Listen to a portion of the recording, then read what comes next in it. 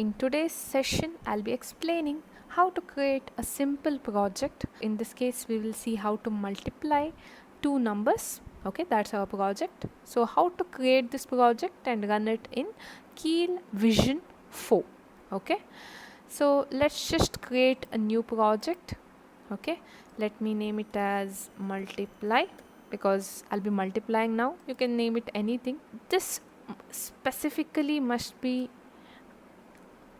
LPC 2148 or any ARM7 TDMI based microcontroller only should be chosen here. The reason is the instructions we are writing is for this particular processor. If you choose some random device, it may not work properly. Okay, so the features of this particular microcontroller is written here, and now I'll go ahead and click OK. So it's asking whether the startup.ts file is required or should it add. Answer is no. In our case, it's not required. I had closed my project window. If it's anyway open, then immediately you will get these two options, target 1 and source 1. If it's not visible, go to view and open the project window. If you click again on that, it will close. Okay, so now this is what I have already created. Now what I want to do is I want to create a new file. Okay, I'll save this file as multiply dot asm. I want to add this file, so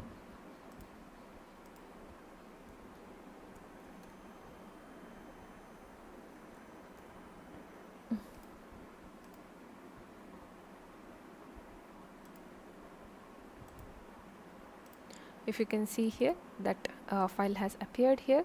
At first I'll just copy paste the code and then I'll start explaining what is happening here.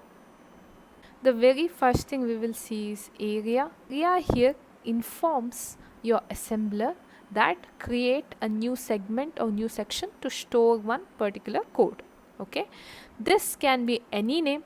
I'm writing it as mul because I'm doing multiplication. I can change it anything. Okay, next I'm writing code to indicate that this whatever specific section of memory is that I'm using it to save executable code, and this section of code or this section of memory is read only. No one can modify it, okay, during execution. Entry indicates that executable part of code is appearing next. Start is a label. Label is very much useful in case of loops, branches and all. Here it is just used for structuring to indicate that the code is starting here. Okay, the very first line of code is move arg0, #6400. Here this value 6400 is in terms of decimal. Okay, this value is to be dumped into arg0 or moved into arg0. That is what is being told here. Next instruction is exact same, just we are moving a value, that is decimal value of 3200 into arg1. Okay, then I'm multiplying arg1 and arg2 and storing the result in r3, and for that the command I use is mul. Okay, NOP refers to no operation. Okay, this is used if you want to pause execution and without modifying the contents of registers, then you use this, and indicates the end of the code. Okay, so all these instructions are required in order to multiply two values and store it in the third register. Okay, first I have to check for errors. Okay, so I'll go and click on build. It says yes, there is no error, no warning. Then I can go to start stop debug session. Okay, so if you see, because I have not started executing, arg0, arg1, r2, r3, all the values are 0. Okay, if you see, these are the different registers of the processor.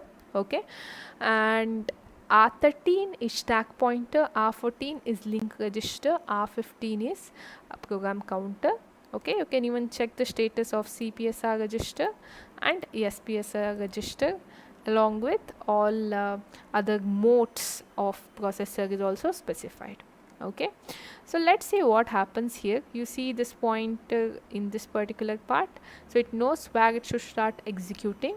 Okay, this particular icon, let's just click on this, it will execute the first line. So here it is 6400, here it's 1900. What's the reason?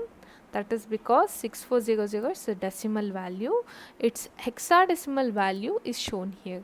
If you see in any computer, usually values, it cannot understand any other values other than binary values. Okay, anything English or any other language it cannot understand, it can only understand binary values, which is in terms of ones and zeros. Correct? Okay, so but it's difficult for we humans to understand the binary values. So if it wants to show some value here, okay, in the window, it will show it in hexadecimal case. Okay, and let's go ahead. I'll perform the next step. So the second value is also obtained in R1. So what should happen when multiplication happens? Result should be stored here. You can manually calculate and see what should be the answer, and then convert it into hexadecimal value, or take hexadecimal values and multiply. Then the answer that you should get is 1388000. Okay, fine. If you see here 0x is written, which indicates that hexadecimal values are represented here. Okay, so this was your result.